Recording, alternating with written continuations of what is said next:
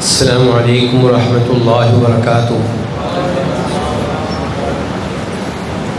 الحمد للہ رب العالمین والصلاة والسلام علی نبینا محمد وعلی آلہ وصحبہ اجمعین، اما بعد۔ آج 22ویں پارے کے تعلق سے گفتگو ہوگی انشاءاللہ، اور 22ویں پارے کے آغاز میں سورہ احزاب ہے، اس کے بعد سورہ سبا ہے، اور اس کے بعد سورہ فاطر ہے۔ تو آغاز کرتے ہیں سورہ احزاب کی آیت نمبر 33 سے۔ اللہ تعالیٰ فرماتے ہیں: انما یرید اللہ لیذھب عنکم الرجس اہل البیت وَيُطَهِّرَكُمْ تَطْهِيرًا، کہ اے نبی کے گھر والوں، اللہ تعالیٰ چاہتا ہے کہ تم سے گندگی کو دور کر دے اور تمہیں اچھی طرح پاک کر دے۔ اس آیت میں اللہ تعالیٰ کے مخاطب کون ہیں؟ اہل بیت۔ اللہ آپ کو ذائقہ کہہ دے، اہل بیت۔ اب دیکھنا یہ ہے کہ اہل بیت کون ہیں۔ تو سب سے پہلے اسی آیت کے ذریعے جائزہ لیتے ہیں کہ اہل بیت کون ہیں۔ تو اس آیت سے پہلی آیت ہے وَقَرْنَ فِي بُيُوتِكُنَّ، کہ اے نبی کی بیویوں تم اپنے گھروں میں ٹک کر بیٹھی رہو۔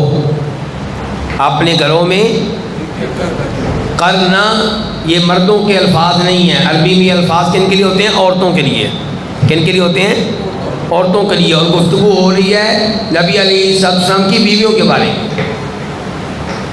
اس کے بعد یہ آیت آ گئی، اور اس آیت کے بعد پھر اللہ تعالیٰ کہتے ہیں وَاذْكُرْنَ مَا يُتْلَىٰ فِي بُيُوتِكُنَّ مِنْ آيَاتِ اللَّهِ وَالْحِكْمَةِ، تمہارے گھروں میں جو اللہ کی کتاب پڑھی جاتی ہے، اللہ کی آیتیں پڑھی جاتی ہیں، اور حکمت یعنی کہ نبی علیہ السلام کی احادیث، تو ان کا ذکر کرتی رہا کرو، ان کا تذکرہ کرتی رہا کرو۔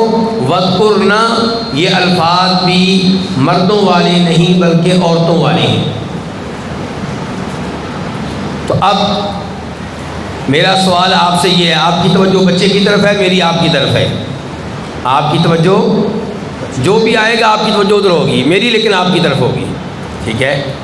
تو اس آیت سے پہلی آیت اور اس آیت کے بعد والی آیت سے پتہ چلا کہ اہل بیت سے مراد کون ہے؟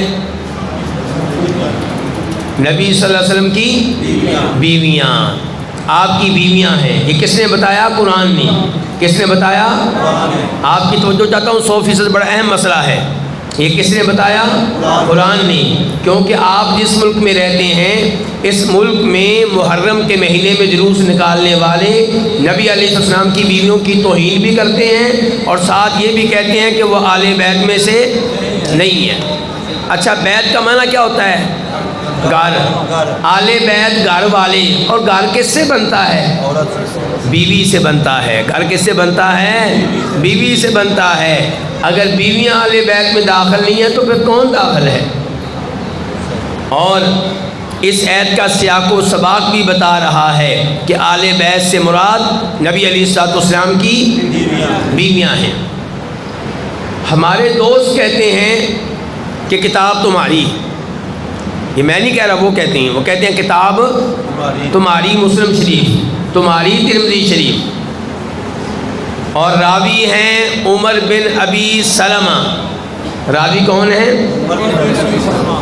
عمر بن ابی سلمہ۔ عمر بن ابی سلمہ، ان کا نبی علیہ السلام کے ساتھ کیا تعلق ہے؟ کون بتائے گا؟ ہاتھ کھڑا کریں۔ عمر بن ابی سلمہ کا نبی علیہ السلام کے ساتھ کیا تعلق ہے؟ کون بتائے گا؟ جی، بانجے ہیں جی۔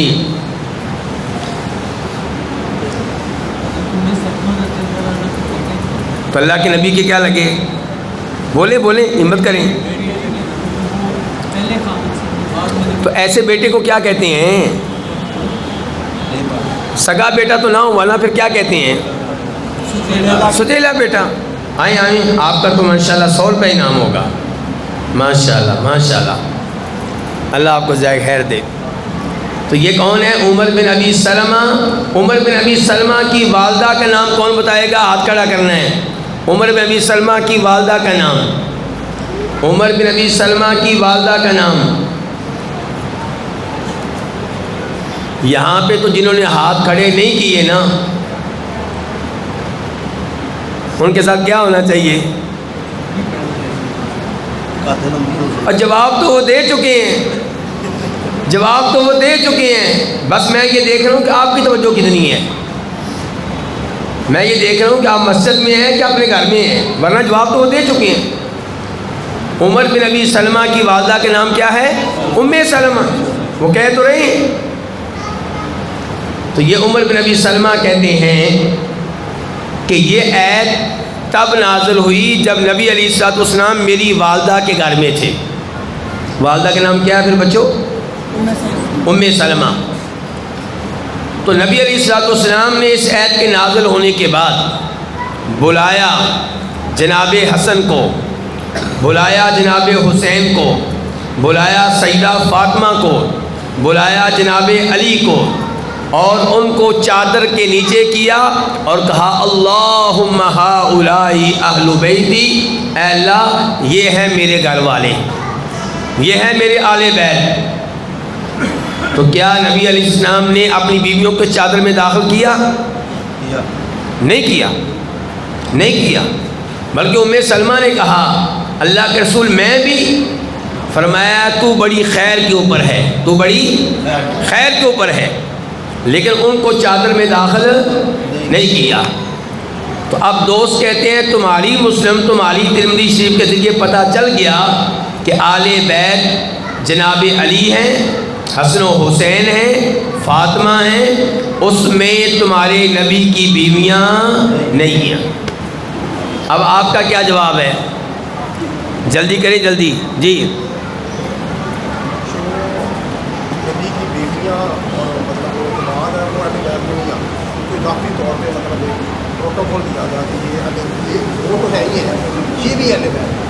ماشاء اللہ ماشاء اللہ ماشاء اللہ. آج لگتا ہے افطاری آپ نے کہیں باداموں کے ساتھ تو نہیں کی؟ ماشاء اللہ, بڑا اچھا جواب ہے. توجہ چاہوں گا, آپ کی توجہ چاہوں گا. بڑا اہم موضوع ہے, بڑا اہم موضوع ہے. محرم کے مہینے میں پھر آپ تلاش کرتے ہیں علماء کو جی ہمیں مطمئن کریں. جب ہم بتاتے ہیں تب آپ دھیان سے سنتے نہیں ہیں. پھر آپ کے اسکول کے بچے بھی آپ کو پریشان کرتے ہیں, ابا جی وہ تو یہ کہہ رہے تھے. ابا جی کہتے ہیں بیٹا بس ان کی بات نہ سنو. بھائی جواب کیا یہ بھی تو بتائیں نا. تو اب جواب آپ کو دیا جا رہا ہے, سمجھایا جا رہا ہے, ذرا دھیان دیں. جواب یہ ہے کہ قرآن نے بتا دیا کہ نبی علیہ السلام کی بیویاں آل بیت ہیں. کیا ہیں؟ آل. اور نبی علیہ السلام نے حدیث کے ذریعے بتا دیا کہ ان کے ساتھ ساتھ یہ بھی ہیں, ان کے ساتھ ساتھ یہ بھی ہیں. ورنہ کل کو کسی نے کہنا تھا کہ جناب علی کا کیا داماد کا کیا تعلق؟ داماد کا بھائی آپ کا داماد, میرا داماد, کیا وہ میرے خاندان کا حصہ ہو سکتا ہے؟ ہو سکتا ہے؟ نہیں ہو سکتا نا. پوری دنیا کو پتہ ہے. تو حدیث کے ذریعے آپ نے بتا دیا کہ نہیں, جناب علی آل بیت میں سے ہیں, حسن و حسین آل بیت میں سے, حالانکہ ہیں نواسے, پوتے نہیں ہیں, پوتے پھر بھی آل بیت میں سے ہیں, اور سیدہ فاطمہ تو ہیں ہی آل بیت میں سے. تو اب خلاصہ کلام یہ ہے کہ آل بیت کون ہیں؟ نبی علیہ السلام کی اولاد, آپ کی بیویاں. کتنے گروپ ہو گئے؟ 2. آپ کی اولاد اور آپ کی بیویاں, اور آپ کے دادا عبد المطلب. یہ تیسرا گروہ ہے, دھیان سے سنیں, دھیان سے. آپ کے دادا عبد المطلب کی اولاد میں سے جو بھی مسلمان ہے وہ آل بیت میں سے ہے. یعنی کہ آپ کے سارے وہ چچا جو مسلمان ہیں آل بیت میں سے ہیں. آپ کے چچاؤں کے بیٹے جو مسلمان ہیں وہ آل بیت میں سے ہیں. تو جناب علی آل بیت میں سے اس لیے نہیں ہے کہ داماد ہیں, اس لیے کہ چچا کے بیٹے ہیں. کس لیے؟ تو عباس آپ کے چچا بھی آل بیت میں سے ہیں. عبداللہ ابن عباس چچا کے بیٹے وہ بھی آل بیت میں سے ہیں. اب آل بیت کے کتنے گروہ ہو گئے؟ 3. نمبر 1 آپ کی بیویاں, نمبر 2 آپ کی اولاد، نمبر 3 آپ کے دادا عبد المطلب کی اولاد میں سے جو بھی مسلمان ہے وہ اہل بیت میں سے ہے۔ تو یہ سبق یاد رہے گا انشاءاللہ۔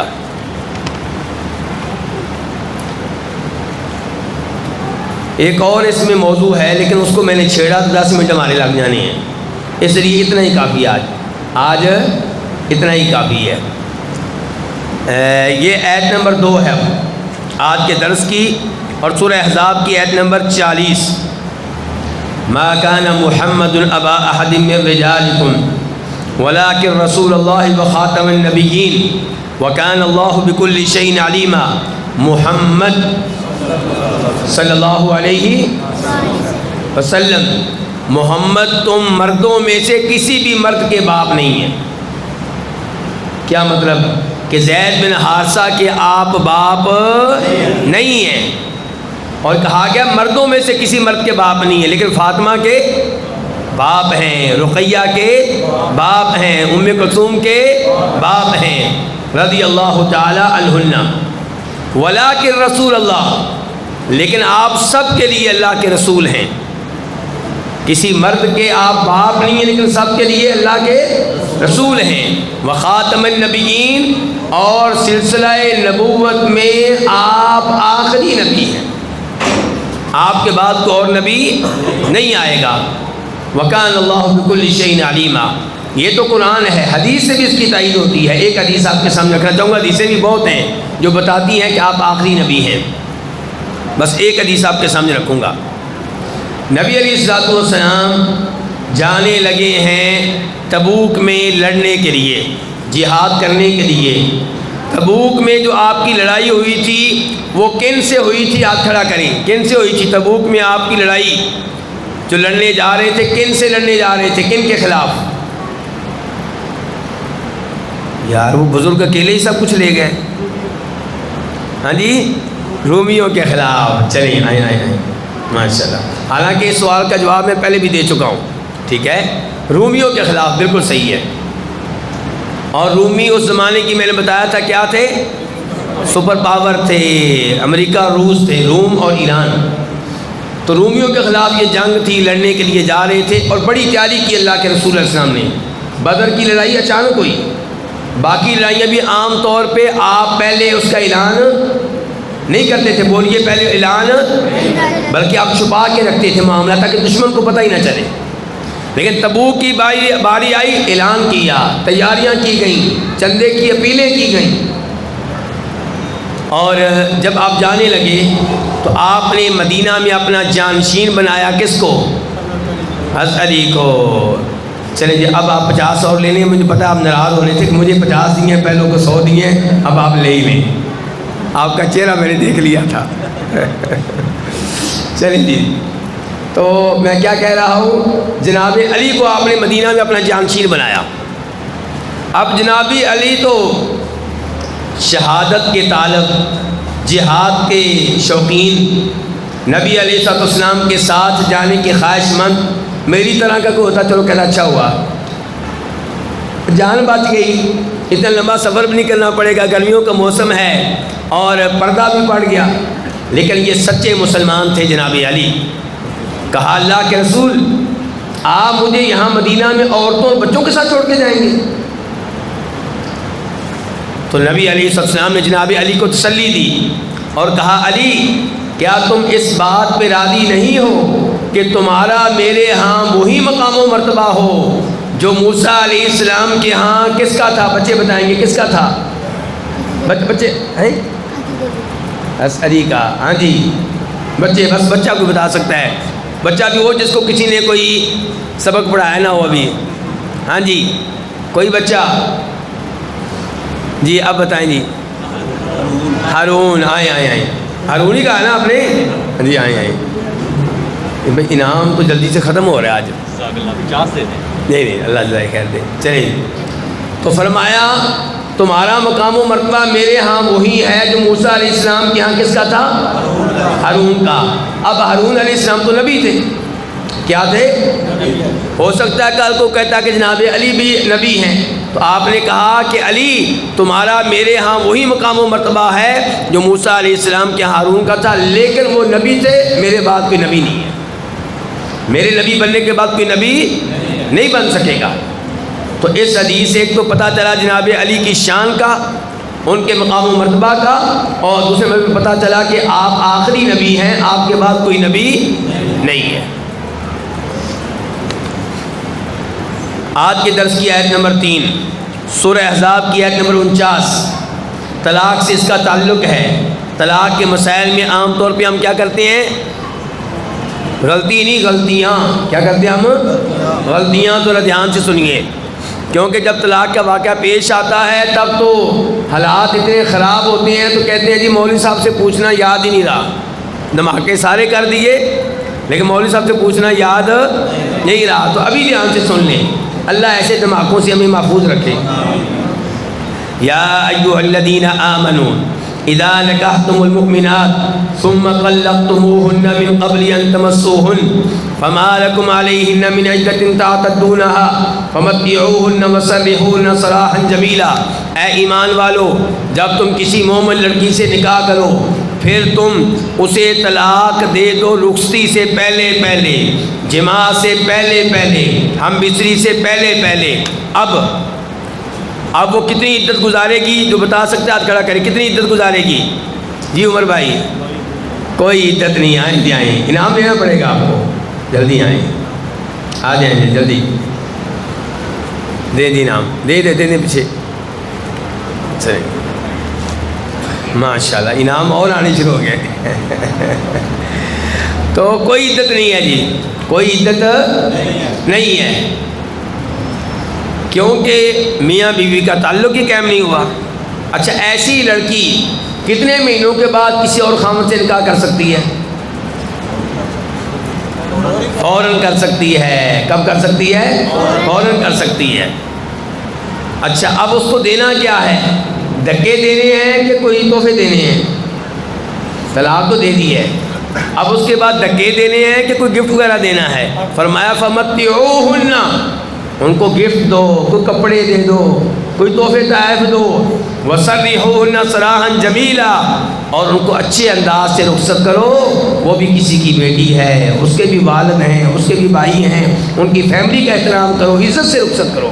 ٹھیک ہے نباہ نہیں ہو سکا، لیکن اس کا مطلب یہ نہیں ہے کہ آپ حالات کو آخری موڑ تک لے کر جائیں، نہیں بھئی، آپ کے مسلمان بھائی ہیں وہ بھی۔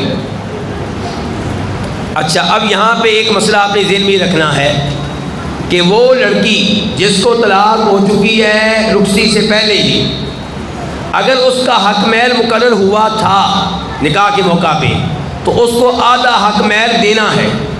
کتنا دینا ہے؟ آدھا حق مہر طے ہوا تھا 1,00,000 روپیہ، اب 50,000 روپیہ دینا ہوگا، ساتھ سوٹ وغیرہ بھی دینے ہیں اور ساتھ عزت بھی دینی ہے۔ اور اگر نکاح کے موقع پہ نکاح تو ہوا، حق مہر مقرر نہیں ہوا، تو پھر اب اس کو گفٹ وغیرہ دے دو اور عزت سے رخصت کر دو۔ اچھا، یہاں پہ اب میں نے آپ سے ایک سوال اور کرنا ہے، کیونکہ مجھے لگ رہا ہے کہ آپ بڑے سمجھدار لوگ بیٹھے ہوئے ہیں۔ سوال یہ ہے کہ ایک لڑکی ہے، اس کا نکاح ہوا، ابھی رخصتی نہیں ہوئی تھی کہ خامد فوت ہو گیا، طلاق نہیں ہوئی، فوت ہو گیا۔ اب عدت کتنی ہے؟ ہاتھ کھڑا کریں جو بتا سکتے ہیں، ہاتھ کھڑا کریں، عدت کتنی ہے؟ جی بیٹا، بچے کا حق پہلے ہے۔ جی بیٹا، آپ نے ہاتھ کھڑا کیا بیٹا، عدت کتنی ہے؟ جی کچھ بھی نہیں ہے، 4 ماہ 10 دن۔ جو فوت ہوا ہے طلاق نہیں دی، اس کا احترام ہے، اس کی عزت ہے، اس کی بیگم سے کہا جا رہا ہے کہ 4 مہینے 10 دن انتظار کرو، وہ فوت ہوا ہے، تم سوگ میں رہو۔ کتنے دن؟ 4 مہینے 10 دن۔ اچھا، اگر کسی کے والد صاحب فوت ہو جائے تو کتنے دن سوگ ہے؟ 3 دن سوگ ہے لڑکی کے لیے، مرد کے لیے کوئی سوگ نہیں ہے۔ سگا بیٹا فوت ہو جائے، عورت کو سوگ کرنے کی اجازت ہے، وہ بھی واجب نہیں ہے۔ کیا ہے؟ کتنے دن؟ 3 دن۔ سگا بھائی فوت ہو جائے، عورت کو سوگ کرنے کی اجازت ہے، واجب نہیں ہے۔ کتنے دن؟ چوتھے دن سو کرنے کی اجازت؟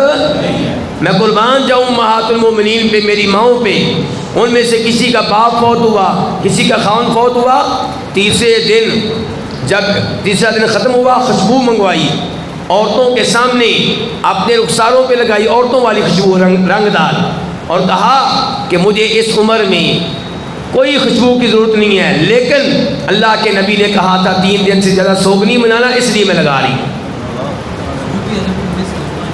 اور کیا ایسی تربیت کی ہے اپنی بچیوں کی، اپنی بچیوں کی، بیگم کی یہ تربیت کی ہے؟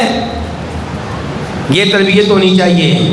جب بیٹا فوت ہوگا تب بیگم کو سنبھالنا مشکل ہو جائے گا، پہلے سے تربیت ہونی چاہیے کہ بیٹا، بیگم یہ بیٹے اللہ نے دیے ہیں، اللہ لے لے تو ہاتھ سے آگے نہیں بڑھنا۔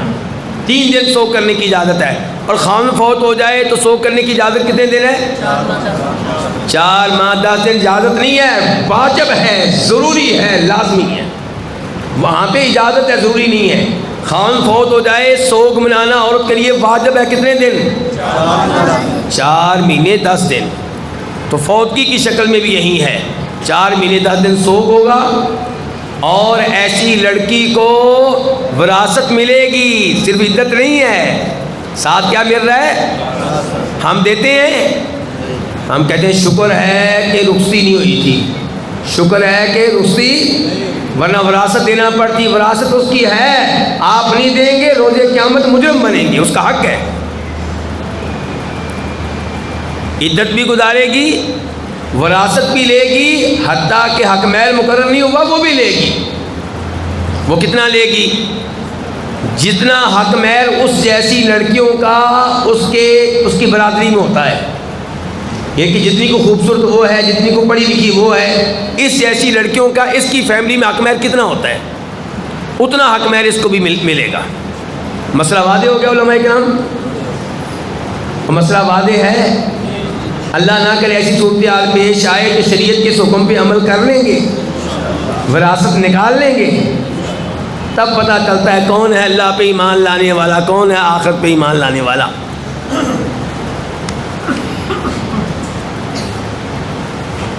اس کے بعد ٹائم کافی کم ہے، اللہ تعالیٰ فرماتے ہیں یا ایھا الذین آمنوا لا تدخلوا بیوت النبی الا ان یؤذن لکم الی طعام غیر ناظرین اناء ولكن اذا دعیتم فادخلوا فاذا طعمتم فانتشروا ولا مستأنسین لحدیث ان ذلکم کان یؤذی النبی۔ آیت نمبر 56 سورہ احزاب۔ اے ایمان والو، تمہیں نبی کے گھر میں داخل ہونے کی اجازت نہیں ہے صلی اللہ علیہ وسلم، الا یہ کہ خود نبی تم کو اجازت دیں اور کھانے کے لیے بلائیں، تو پھر بھی وقت سے پہلے جانے کی اجازت نہیں ہے، جب کھانا تیار ہو تب جانا ہے، اور کھانا کھانے کے بعد بھی بیٹھنے کی اجازت نہیں ہے۔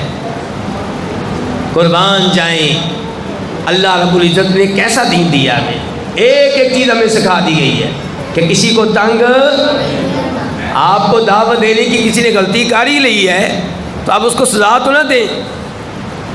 کھانے کے ٹائم ہے زور کے بعد، اور یہ بیٹھ گئے 10 بجے صبح ان کے گھر میں،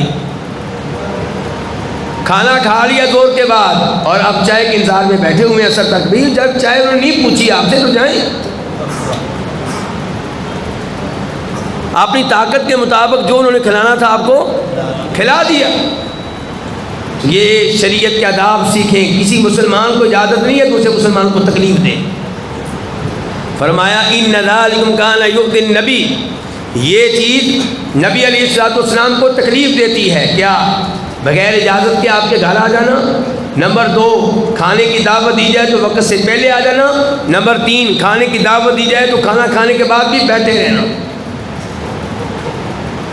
ہم میں سے کئی لوگوں میں ایسی بیماریاں موجود ہیں، یعنی کہ کسی کے گھر گئے ہیں تو اٹھنے کا نام ہی نہیں لیتے، بھائی اس کی مصروفیات ہیں، اس کی بیگم ہے، اس کے بچے ہیں۔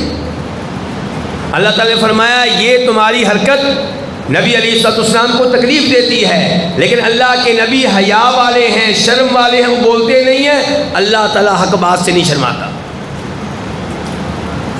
اور اس ایسے پتہ چلا کہ ہمارے نبی کیا تھے، بولے شرم و حیا والے، بلکہ صحابہ کرام کہتے ہیں کہ نبی علیہ الصلوۃ والسلام میں اتنی شرم و حیا تھی کہ وہ کماری لڑکی جو کبھی گھر سے نکلتی نہیں ہے، گھر کے سین میں بھی نہیں آتی، گھر کے اندرونی کمرے میں رہتی ہے، جتنی شرم اس میں ہوتی ہے اس سے زیادہ اللہ کے نبی میں شرم تھی صلی اللہ علیہ وسلم۔ اور ہم کس کو پسند کرتے ہیں؟ جو بے شرم ہو، یار کیا تقریر کرتا ہے، کسی کا لحاظ نہیں کرتا، کسی سے ڈرتا نہیں ہے، اور بے شرمی کی انتہا ہے یہ، آپ اس کو پسند کر رہے ہیں۔ کسی کی شرم ہونی چاہیے، بڑے کی، چھوٹے کی، عورتوں کی شرم ہونی چاہیے۔ اچھا آدمی وہ ہے جس میں کسی کا لحاظ ہو، کسی کا خیال ہو، کسی کی شرم ہو اس میں۔ بے شرم لوگوں کو شریعت نے پسند نہیں کیا۔ نبی علیہ السلام کی خوبیوں میں سے بڑی خوبی یہ تھی کہ آپ صاحب شرم و حیا تھے۔ اس کے بعد کیا کہا، دھیان سے سنیے گا، وَإِذَا سَأَلْتُمُوهُنَّ مَتَاعًا فَاسْأَلُوهُنَّ مِنْ وَرَاءِ حِجَابٍ۔ اللہ اکبر۔ فرمایا نبی علیہ السلام کی بیویوں سے کوئی چیز لینی پڑے، کوئی چیز مانگنی پڑے، کوئی مسئلہ پوچھنا پڑے تو درمیان میں پردے کا ہونا ضروری ہے، پردے کا ہونا، اور پردے کا ہونا ضروری ہے۔ آپ کی بیگم پردہ کیوں نہیں کرتی؟ آپ کی بیٹیاں جوان ہو چکی ہیں، 10 سال 11 سال 12 سال کی بچیاں جوان ہو جاتی ہیں، آپ کی بیٹی پردہ کیوں نہیں کرتی؟ آپ کی بچی بے پردہ اس سکول میں کیوں بیٹھتی ہے جہاں لڑکے لڑکیاں ایک کلاس میں اور پردہ بھی نہیں کرتی؟ کیوں؟ ہو سکتا ہے کوئی کہے کہ یہ تو آیت صرف نبی الاسلام کی بیویوں کے لیے ہے، نہیں، اگلے الفاظ سنیں، فرمایا ذالکم اطہر لقلوبکم وقلوبہن۔ نبی علیہ السلام کے صحابہ کرام سے کہا جا رہا ہے کہ اگر پردہ ہوگا تو تمہارے دل بھی پاک رہیں گے اور اللہ کے نبی کی بیویوں کے دل بھی پاک رہیں گے۔ تو پھر ذرا بتائیے، کیا میری بیوی، آپ کی بیوی اور غیر مردوں، ان کے دل پاک رہنے چاہیے کہ نہیں رہنے چاہیے؟ بدرجہ اولا رہنے چاہیے۔ اگر سیدہ عائشہ کو حکم ہے کہ جناب عمر فاروق سے پردہ کریں، سیدہ حفصہ کو حکم ہے جناب بکر سے پردہ کریں، حالانکہ وہ بھی صحابی، وہ بھی صحابی، وہ بھی ولی، وہ بھی ولی، وہ بھی بزرگ، وہ بھی بزرگ، وہ بھی نیک، وہ بھی نیک، تو میرا اور میری بیگم، آپ اور آپ کی بیگم کا پردہ کس حد تک ہونا چاہیے؟ پردے کو پروموٹ کریں، پردے کو اپنے خاندان میں عام کریں۔ میری بیگم، آپ کی بیگم پردہ کرے، اپنے دیور سے، اپنے جیٹھ سے، اپنے بہنوئی سے، اپنے کزنوں سے، محلہ داروں سے، گاؤں کے لوگوں سے، سب سے پردہ کرے سوائے خاوند کے اور ان مردوں کے جو اس کے محرم ہیں، سگا باپ، یہ نہیں جس کو مردی باپ بنا لیا، کون سا باپ؟ سگا بھائی، ورنہ تو عورتوں کی عادت ہے یہ بھی بھائی، وہ بھی بھائی، وہ بھی بھائی، سارے بھائی، اور اللہ معاف کرے کئی دفعہ نتیجہ برا سامنے آتا ہے بھائی بنانے کا۔ نہیں، سگے بھائی کی بات ہو رہی ہے، سگے بھائی سے پردہ نہیں ہے، سگے باپ سے پردہ نہیں ہے، سگے بھتیجے سے، سگے بانجے سے، اور سگے سسر سے، سگے تایا سے، سگے چچا سے، یہ جو لوگ ہیں جن سے اس کی شادی کسی شکل میں نہیں ہو سکتی، کبھی بھی نہیں ہو سکتی، ان سے پردہ معاف ہے، باقی مردوں سے پردہ معاف۔ مسئلہ میں نے واضح کر دیا، عمل کرنا نہ کرنا آپ کی ذمہ داری ہے کہ میں نے مسئلہ واضح کر دیا نا، کم کم روز قیامت مجھ سے سوال تو نہیں کریں کہ مولوی صاحب نے مسئلہ نہیں بتایا تھا، کھل کے بتا دیا نا۔ چلے جی، اس کے بعد آیت نمبر 56 سورہ احزاب، ان اللہ وملائکتہ یصلون علی النبی یا ایھا الذین آمنوا صلوا علیہ وسلموا تسلیما، کہ اللہ اور اللہ کے فرشتے نبی علیہ السلام پہ صلاۃ پڑھتے ہیں۔ اے ایمان والو، تم بھی نبی علیہ السلام پہ صلاۃ بھی پڑھو، سلام بھی پڑھو۔ اچھا جی، بہترین صلاۃ کیا ہے؟ درود بہترین کون سا ہے؟ اللہم صلی علی، کیا معنی ہے؟ اے اللہ ہمارے نبی کی شان میں اضافہ فرما، آپ کے درجات بلند فرما، آپ کا مقام بلند فرما۔ اللہم بارک علی محمد، آپ پہ برکتیں نازل فرما۔ یہ دعا کون کر رہا ہے؟ امتی۔ کس کے لیے؟ اپنے نبی کے لیے۔ تو درود شریف بھی بنیادی طور پہ دعا ہے، کس کے لیے؟ نبی علیہ السلام کے لیے۔ کون کر رہا ہے؟ امتی۔ اور سلام بہترین کون سا ہے؟ جو آپ تحیات میں پڑھتے ہیں، السلام علیکہ ایھا النبی، اے نبی آپ پہ سلامتی نازل ہو۔ لیکن یہ عقیدہ غلط ہے کہ آپ خود سلام سنتے ہیں، اس کی کوئی دلیل نہیں ہے۔ صحیح حدیث نسائی شریف کی کہ ہمارا سلام فرشتوں کے ذریعے آپ تک پہنچتا ہے. کن کے ذریعے پہنچتا ہے؟ چاہے پاکستان میں پڑھیں، چاہے انڈیا میں کھڑے ہو کے پڑھیں، چاہے مدینہ میں پڑھیں، چاہے قبر کے پاس کھڑے ہو کے پڑھیں، سلام کن کے ذریعے پہنچے گا؟ فرشتوں کے ذریعے. اس لیے ہم کہتے ہیں اے نبی آپ پہ آپ پہ آپ پہ، کیونکہ ہمارا یہ میسج، ہمارا یہ پیغام فرشتوں کے ذریعے آپ تک پہنچ جائے گا. مسئلہ واضح ہو گیا جی؟ چلیں جی. تو کثرت سے آپ پہ صلاۃ اور سلام پڑھنا چاہیے. جتنا درود آپ پہ پڑھا جائے اتنا کم ہے، جتنا سلام پڑھا جائے اتنا کم ہے. اس کے بعد آیت نمبر یا ایھا النبی قل لازواجک وبناتک ونساء المؤمنین یدنین علیہن من جلابیبہن. اے نبی اپنی بیویوں سے کہہ دیں اور اپنی بیٹیوں سے کہہ دیں. کیا لفظ بولا ہے میں نے؟ یعنی کہ بیٹی ایک نہیں ہے. ہم محرم میں جلوس نکالنے والے کہتے ہیں اللہ کے نبی کی ایک ہی بیٹی تھی. قرآن کہہ رہا ہے بیٹیاں، کہ اے نبی آپ اپنی بیویوں سے کہہ دیں اور اپنی بیٹیوں سے کہہ دیں اور مومن عورتوں سے کہہ دیں کہ اپنے اوپر بڑی سی چادر لے لیا کریں، بڑی سی چادر لٹکا لیا کریں. تو پردہ بڑی چادر سے بھی کیا جا سکتا ہے اور برقعے سے بھی کیا جا سکتا ہے. اور موجودہ زمانے میں سب سے بہتر کیا ہے؟ برقع. کیوں؟ چادر بار بار اترتی ہے، بار بار سنبھالنی پڑتی ہے، ہاتھ بھی باہر نکالنے پڑتے ہیں، اور ہاتھ خود فتنے کا باعث بنتے ہیں. ہاتھ کی اپنی خوبصورتی ہے، تو بار بار ایسے چادر سے سنبھالے گی تو پریشان ہوگی. تو برقع موجودہ زمانے میں سب سے بہتر ہے. لیکن برقع لیں یا چادر، میرے الفاظ سے ذرا ناراض نہیں ہونا، ناراض نہیں ہوں گے میرے الفاظ پہ، حق بات سے. چادر وہ ہو، برقع وہ ہو جو نوجوان کو پیغام دے کہ میری طرف نہ دیکھ، میں تو بوڑھی عورت جا رہی ہوں، چاہے اندر سے جوان ہو. چادر کیا پیغام دے کہ میری طرف نہ دیکھ، میں کون جا رہی ہوں؟ بوڑھی عورت جا رہی ہوں. چادر کے اوپر موتی نہیں، چادر کے اوپر کڑھائی نہیں، چادر شوخ نہیں، سادہ چادر. چادر لینے کا مقصد یہ ہے کہ تو خود خوبصورت ہے، اپنی خوبصورتی کو چھپا. تیرے کپڑے اندر کے بڑے خوبصورت ہیں، ان کو چھپا. اگر چادر بھی اوپر سے خوبصورت لینی ہے تو بہتر ہے کہ اس کو اتار لیں. بہتر ہے کہ اس چادر کو کیا کر، اگر تو نے چادر شوخ لینی ہے تو پھر لینے کا تکلف نہ کر، اس کو اتار دے. پھر چادر لینے کا مقصد یہ ہے کہ اندر کی خوبصورتی چھپ جائے، نظر آئے تو خامن کو نظر آئے، سگے بھائیوں کو نظر آئے، باپ کو نظر آئے، باقی مردوں کو نظر. برقع بھی لینا ہے میری بہن تو وہ لینا ہے جس کے اوپر موتی نہ ہو، کڑھائی نہ ہو، اور وہ کپڑا نہ ہو جو شوق سا ہوتا ہے، سادہ کپڑا. سعودی عرب میں، سعودیہ کی جو حقیقی عورتیں ہیں، ایک وہ عورتیں ہیں سعودیہ میں جو مصر کی ہیں، شام کی ہیں، پاکستان کی، انڈیا کی ہیں. آپ جیسے عمرے پہ جاتے ہیں ان کو دیکھ کے سمجھتے ہیں کہ سعودنے جا رہی ہیں. نہیں نہیں نہیں، سعودنے نہیں ہوتی. سعودنوں کا پردہ اور ہوتا ہے. 1% 2% سعودنے غلط ہو سکتی ہیں، لیکن عام طور پہ سعودی عورتوں کا برقع مٹی کو چھو رہا ہوگا، نیچے سے گندا ہوگا مٹی کی وجہ سے، پاؤں کو نظر نہیں آنے دے گی. وہ جس طرح پاکستان کے مردوں کی شلواریں کہاں لگ رہی ہوتی ہیں؟ مٹی پہ. حالانکہ مردوں کو کہا گیا تھا کہ شلوار ٹخنوں سے نیچے ہوگی تو کبیرہ گناہ ہے، جہنم کی آگ میں لے جانے والا ہے. لیکن جو کام عورتوں کو کرنا چاہیے تھا وہ پاکستانی عورتوں نے نہیں کیا. کنہوں نے کیا؟ پاکستانی مردوں نے کیا. تو سعودی عورتوں کا برقع زمین کی صفائی کر رہا ہوتا ہے. تو ایسا برقع ہونا چاہیے. مجھے امید ہے کہ میری بہنوں پہ بھی اثر ہوگا اور آپ پہ بھی اثر ہوگا. عمل تو آپ نے کروانا ہے نا. تھوڑی سی ڈھیل دے دے تو عورت ڈھیلی ہو جاتی ہے. مردوں کی طرف سے سختی ہونی چاہیے. عورت بھی خوش ہوتی ہے کہ میرا خامد ماشاءاللہ مجھے چھپا کے رکھنا چاہتا ہے، مجھے سنبھال کے رکھنا چاہتا ہے، مجھے اپنی سمتا ہے. وہ کیا مرد ہوا جو کہ جو مرضی جدھر مرضی جا؟ یہ کیا بات ہوئی؟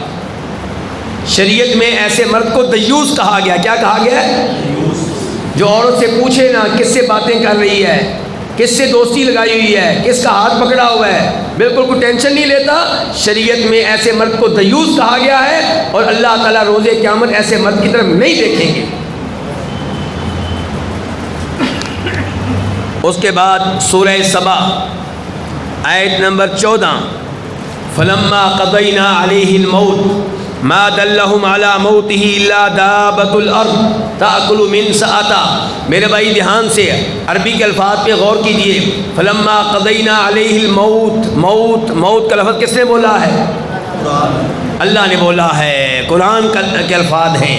اور موت کا تذکرہ، موت کا استعمال کس پہ کیا جا رہا ہے؟ ایک نبی پہ۔ کس پہ کیا جا رہا ہے؟ فوت ہونا کوئی توہین نہیں ہے، گستاخی نہیں ہے، البتہ پاکستان کے لوگوں نے اس کو توہین بنا دیا ہے۔ جو کہتے ہیں نا کہ اللہ کے نبی فوت ہو گئے ہیں، کیا کہتے ہیں؟ گستاخ۔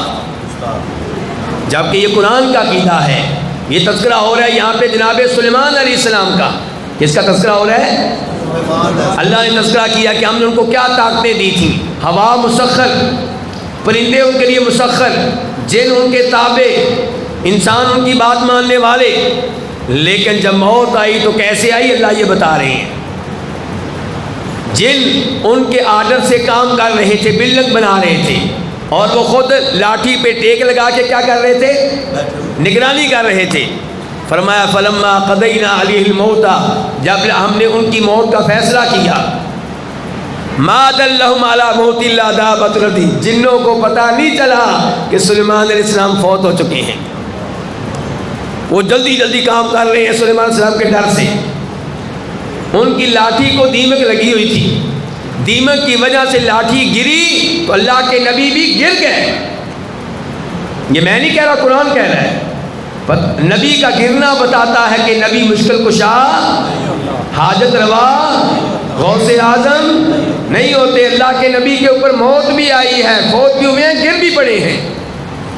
فلما خر تبینت الجن، جب گر پڑے تب جنوں کو یقین ہو گیا کہ واقعی اللہ کانوا یعلمون الغیب ما لبثوا فی العذاب المہین۔ جنوں کو بھی پتہ چل گیا، دنیا کو بھی پتہ چل گیا کہ جن بھی عالم الغیب ہوتے تو یہ مشقت برداشت نہ کرنا پڑی، ان کے فوت ہونے کے بعد جو کام کرنے پڑے ہیں وہ نہ کرنا پڑتے۔ عقیدے کی اصلاح ہوئی کہ نہیں ہوئی؟ قرآن کا عقیدہ میرے بھائی، قرآن سے عقیدہ لیں۔ اس کے بعد سورہ فاطر آیت نمبر 13 اور 14، اللہ تعالیٰ اپنی قدرت کی نشانیاں بتا رہے ہیں۔ یولج اللیل فی النہار ویولج النہار فی اللیل، اللہ رات کو دن میں، دن کو رات میں داخل کرتا ہے۔ تو ایسا ہوتا ہے؟ رات دن میں، دن رات میں داخل ہوتی ہے جی؟ آج کا سورج کب ڈوب رہا ہے؟ 6:31 پہ۔ یہ جو 5:30 سے لے کے 6:30 بجے تک کا ٹائم ہے، یہ کبھی دن کا حصہ بنا ہوتا ہے، کبھی رات کا حصہ بنا ہوتا ہے۔ تو اللہ تعالیٰ رات کو دن میں، دن کو رات میں داخل کرتا ہے۔ وسخر الشمس والقمر، سورج چاند کس کے تابع ہیں؟ اللہ کے۔ کل یجری لاجل مسمى، ایک وقت مقررہ تک کے لیے چل رہے ہیں، قیامت کے وقت تک چلتے رہیں گے۔ ذالکم اللہ ربکم له الملک، توجہ سے بڑھائے عقیدہ آنے والا، توجہ سے فرمایا ذالکم اللہ ربکم له الملک، یہ ہے تمہارا رب جو ہر چیز کا مالک ہے۔ والذین تدعون من دونہ ما یملکون من قطمیر، اللہ کے علاوہ جن سے دعائیں کرتے ہو، جن بزرگوں سے، جن اولیاء سے، جن فوت شدگان سے، فرمایا ما یملکون من قطمیر، اللہ تو ہر چیز کا مالک ہے اور یہ کسی بھی چیز کے مالک نہیں ہے، حتیٰ کہ کھجور کے باغ کے بھی مالک نہیں ہے۔ کھجور کے باغ چھوڑیں، کھجور کے باغ کے ایک درخت کے بھی مالک نہیں ہیں۔ کھجور کے باغ کے درخت کو چھوڑیں، درخت کی ایک ٹہنی اور خوشے کے بھی مالک نہیں ہیں، بلکہ کھجور کے ایک دانے کے بھی مالک نہیں ہیں، بلکہ کھجور کی ایک گٹھلی کے بھی مالک نہیں ہیں، بلکہ گٹھلی کے اوپر چڑھے ہوئے ہلکے سے چھلکے کے بھی مالک نہیں۔ یہ میں نہیں کہہ رہا، کون کہہ رہا ہے؟ اللہ کہہ رہے ہیں۔ اللہ کہنا چاہتے ہیں ان کو پکارتے ہو، ان سے دعائیں کرتے ہو، میرے ساتھ ان کو شریک کرتے ہو۔ نعرہ ہمیشہ ایک ہونا چاہیے، یا اللہ مدد۔ اگر یا رسول اللہ مدد کا نعرہ لگے گا تو اس کا مطلب ہے آپ اللہ کے رسول کو بھی پکارتے ہیں۔ اگر یا علی مدد کا نعرہ لگے گا اس کا مطلب ہے کہ آپ امیر المؤمنین جناب علی کو بھی پکارتے ہیں۔ اللہ نے فرمایا جن کو میرے علاوہ پکارتے ہو وہ کسی چیز کے مالک بھی نہیں ہے، کچھ نہیں کر سکتے، پکار لو۔ اور دوسری بات یہ کہ تمہاری سنتے بھی نہیں ہیں۔ ان تدعوہم لا يسمعوا دعاءکم، پکارتے رہو، نعرے لگاتے رہو، علی مشکل کشا جو مرضی کہتے رہو، ان کو پتہ بھی نہیں، ان کو ان تدعوہم لا يسمعوا دعاءکم۔ تو اس لیے میرے بھائیوں اپنے عقائد کی اصلاح کر لیں، میں بھی اور آپ بھی اپنی اولاد کی توحید کی فکر کریں۔ توحید بہت بڑی نعمت ہے، بہت بڑا سرمایہ ہے، اس کو سنبھال کے رکھیں، اس کو شرک سے بچائیں۔ اور بچانے کا طریقہ یہ ہے کہ آپ کو پتہ ہونا چاہیے کہ کون کون سے الفاظ شرکیہ ہیں، کون کون سے اعمال شرکیہ ہیں، کون کون سی حرکتیں شرکیہ ہیں، کون کون سی باتیں شرکیہ ہیں۔ جب آپ کو پتہ ہوگا تو پھر آپ ان سے دور رہیں گے تو آپ کی توحید محفوظ رہے گی۔ اللہ رب العزت ہمیں قرآن و حدیث سمجھنے کی توفیق نعمت فرمائے۔ وآخر دعوانا الحمدللہ رب العالمین۔